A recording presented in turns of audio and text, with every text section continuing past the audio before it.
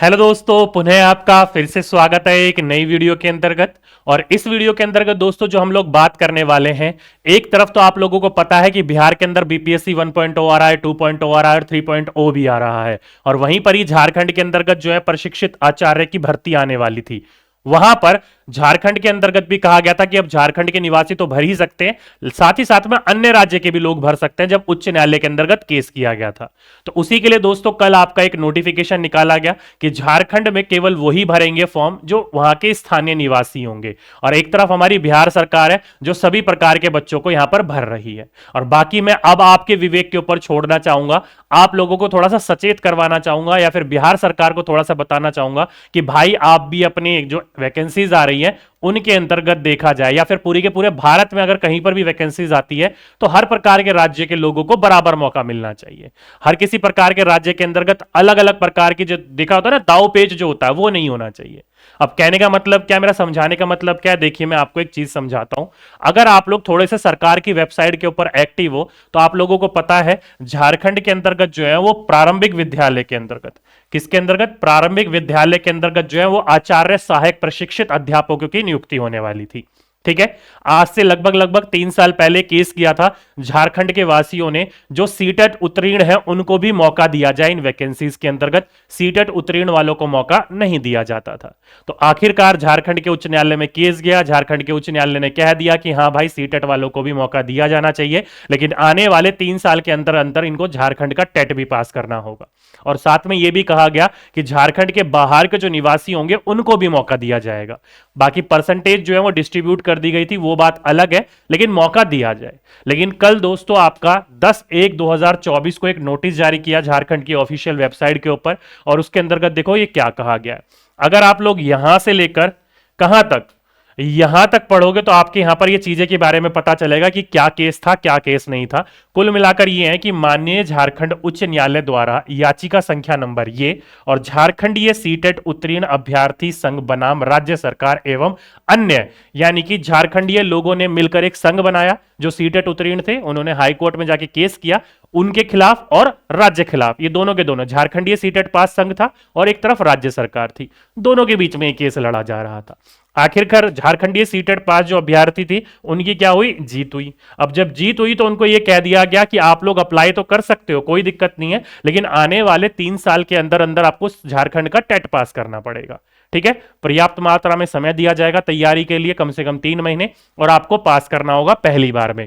पास करते हो तो आप अपनी नौकरी में बने रहोगे, नहीं तो आपको नौकरी से हटा दिया जाएगा।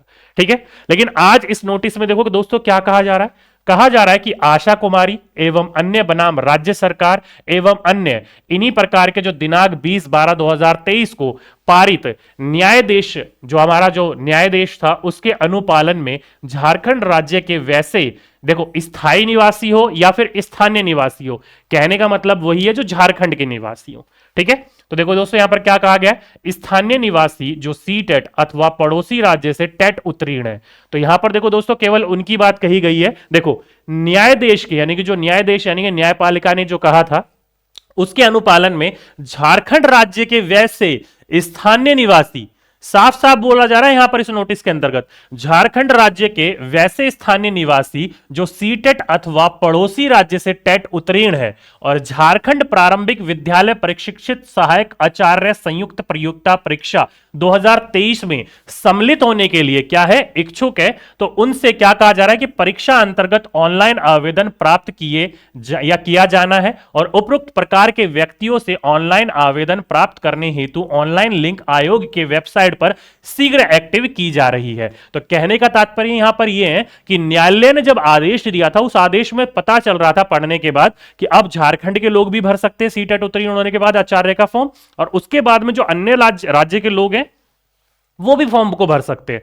लेकिन यार इसमें आप देखो, वहां पर आपका पता लग रहा था कि अब यहां पर इन्होंने डोमिसाइल हटा दिया है, लेकिन यहां पर देखो यार पढ़ने पर साफ पता लग रहा है जो दिनांक 20/12/2023 में आपका न्यायाधीश का क्या आया था, अनुपालन आया था, उनका जो निर्णय आया था उसमें बोल रखा साफ कि झारखंड राज्य के वैसे स्थानीय निवासी। अब दोस्तों इसका क्या मतलब समझे कि बाहरी वालों को मौका नहीं दिया जा रहा है, पहले कुछ और कहा जा रहा था और अब कहीं ना कहीं डोमिसाइल लग रहा है। कहने का मतलब यहां पर यही है कि अब जो केवल यहां पर किसको मौका दिया जा रहा है, झारखंडीय निवासियों को दिया जा रहा है और किसी को नहीं। क्योंकि आप पढ़ोगे दोस्तों, साफ साफ कहा जा रहा है झारखंड लोगों के वैसे स्थानीय निवासी जो सी टेट उत्तीर्ण है या फिर पड़ोसी राज्य से टेट उत्तीर्ण है।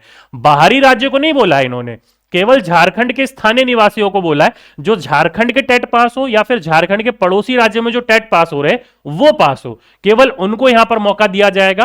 केवल उनको जो इच्छुक है वो फॉर्म भर सकते हैं और फॉर्म भरने के लिए जल्दी आपका लिंक जो है वो एक्टिवेट कर दिया जाएगा ऑफिशियल वेबसाइट के ऊपर।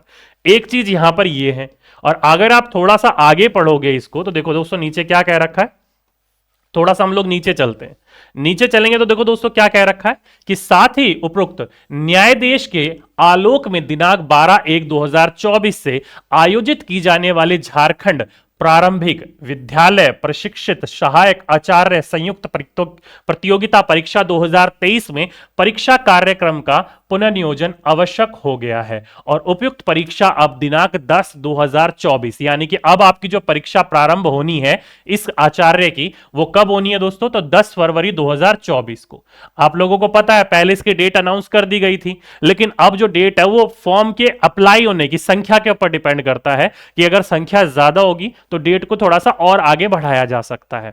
अभी कहा जा रहा है कि आपकी जो डेट होने वाली है वो 10/2024 होने वाली है, यानी कि 10 फरवरी 2024 होने वाली है। बाकी देखते हैं कि ये डेट यहीं रहती है कि इस डेट को थोड़ा सा और आगे खिसकाया जाता है।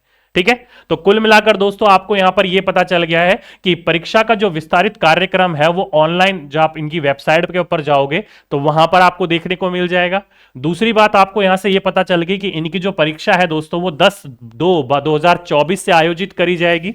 और तीसरी बात आपको यहां पर यह पता चली है कि इस फॉर्म को केवल यहां पर देखो, मेरा जो तर्क वितर्क कर रहा है या मेरा जो दिमाग कह रहा है मैं केवल आप लोगों को उतना समझा रहा हूं। और इस नोटिस में जो कहा जा रहा है वो, इससे पहले जो नोटिस आया था उसमें साफ साफ लग रहा था कि बाहरी लोगों को भी मौका दिया जाएगा, लेकिन यार इसमें साफ कह दिया है कि झारखंड के स्थानीय जो निवासी हैं वो जो इच्छुक है वो इसके अंतर्गत अप्लाई कर सकते हैं। इनका मतलब क्या है, कहीं ना कहीं दाव पेच लगाकर ये दोबारा डोमिसाइल लगाने का प्रयास कर रहे हैं क्या, या इन्होंने डोमिसाइल हटाया ही नहीं था, हम लोगों ने गलत समझ लिया था। क्या कहने का तात्पर्य है, तो इसलिए दोस्तों मैंने कहा आपको, एक हमारा बिहार सरकार है जो कि सभी प्रकार के राज्यों को मौका दे रही है।